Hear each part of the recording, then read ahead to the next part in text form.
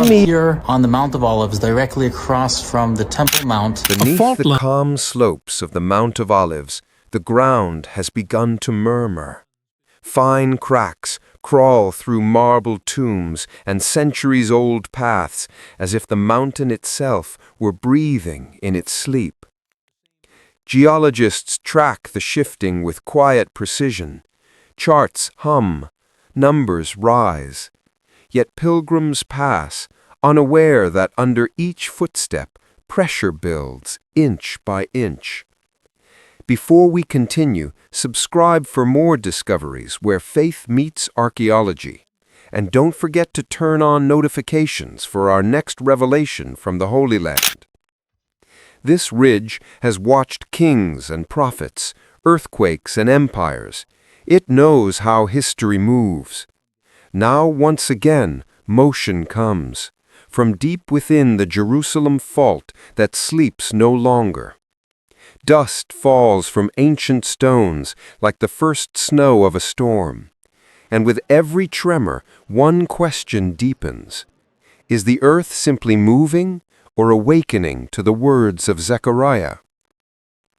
Across the valley, the old city glows, golden stone against the fading light. From here, every landmark tells a story older than memory. The Temple Mount rests below.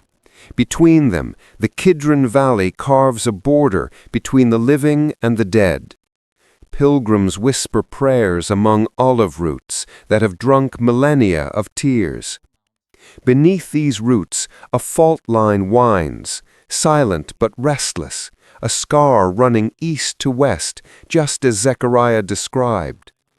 Instruments record slight movements, pressure shifts, too subtle for touch. But silence does not mean stillness. Each new fracture seems to point toward the city walls, as if the mountain itself were turning to face Jerusalem once more. Could this landscape be remembering its own prophecy? Long before satellites and sensors, this mountain already carried voices. David climbed it in grief as his kingdom crumbled.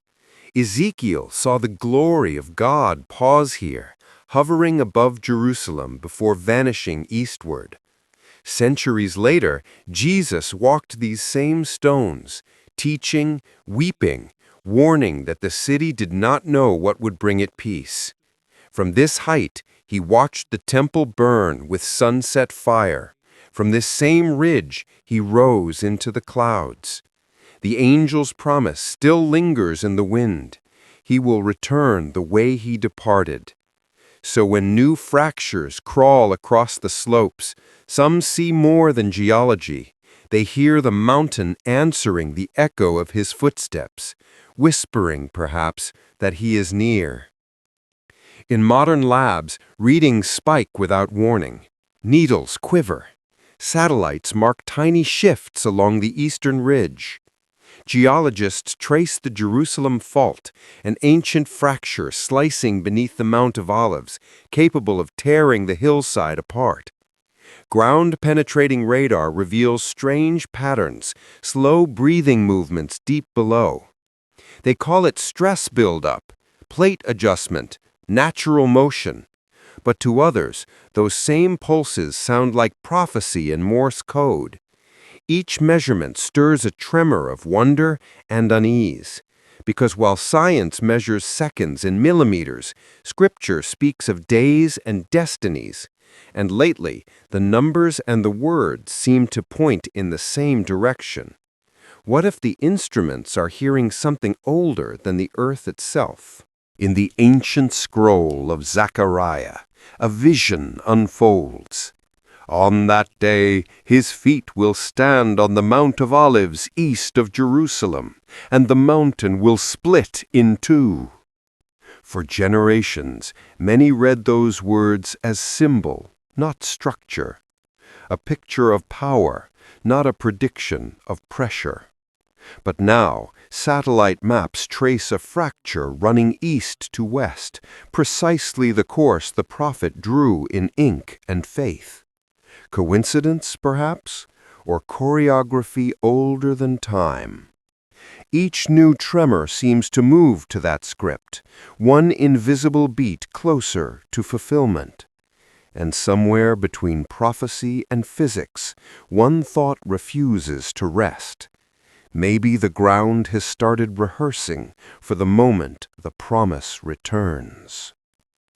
Today, the Mount of Olives feels restless. Hairline fractures widen after each winter rain. Faint vibrations hum beneath the stones. Researchers kneel beside their sensors, recording every sigh of the earth. Their charts show creeping motion. Their monitors pulse with hidden rhythm. And yet standing there, you sense more than science can name, an atmosphere thick with waiting. Pilgrims whisper, doves scatter. The air holds a weight that logic cannot catalog. Some evenings, as the sun drops behind the Temple Mount, the light trembles too, like a vision half remembered. The mountain seems alive, turning again toward the city it once watched burn. And this time, the stillness feels like the pause before thunder. So, what is really happening? To the scientist, these are tectonic whispers, long-delayed adjustments of stone. To the believer, they are the first syllables of an ancient vow. Two interpretations, one mountain. The data insists on chance, faith insists on intention. Yet each new fracture, each silent tremor, seems almost too precise, like a finger tracing forgotten lines. When the earth moves beneath Scripture, which story do we follow? The charts offer numbers, the prophets offered warning, and now both point to the same horizon. Perhaps coincidence is just prophecy we don't yet understand. Because if this motion is not random pressure, but a scheduled awakening, then time itself may be trembling between verses. Every age has tremors of its own. Ours rumble through markets and nations, through hearts and headlines. Wars flare, promises crumble, truth tilts until no one knows its level. And somewhere between all this unrest, the earth itself begins to move, as if creation is echoing the turmoil of its keepers. Jesus once spoke of such days, wars, rumors, earthquakes, hearts growing faint. Now each notification feels like another fault line splitting across the human spirit. The Mount of Olives may shake, but so does the world that forgets why it was made. Maybe these fractures aren't warnings of destruction at all. Maybe they're reminders, calling us back before the final crack divides more than stone. Beneath the hill, the readings rise again. Pressure spikes, small, steady, relentless. Satellites trace the same east-west scar, glinting faintly in their maps like a wound of light. In ancient words and modern data, the pattern matches, a line waiting to break. Scholars debate coincidence, prophets feel confirmation. It's as if the mountain is standing at the edge of its appointed hour, listening for the command to move. The olive trees sway without wind, their roots tangled in time itself. Even the stones seem tense, holding secrets they cannot keep much longer. Because when everything, prophecy, physics, history, aligns along a single fault, the only question that remains is what will split first, the mountain or the silence. Night falls over Jerusalem. Shadows stretch across the Mount of Olives, long and trembling like the heartbeat of the earth itself. The city lights flicker below, unaware of the weight pressing beneath its feet. Within that quiet soil, data continues to hum, numbers counting seconds no one can see. Believers call it the rehearsal of redemption, Scientists call it strain energy waiting to release. Perhaps both are right. Because somewhere under stone and root, scripture and science breathe the same air. The mountain waits, and so does time. And maybe the next sound we hear won't be an earthquake at all, but the moment when heaven reminds the earth that its countdown has reached 0.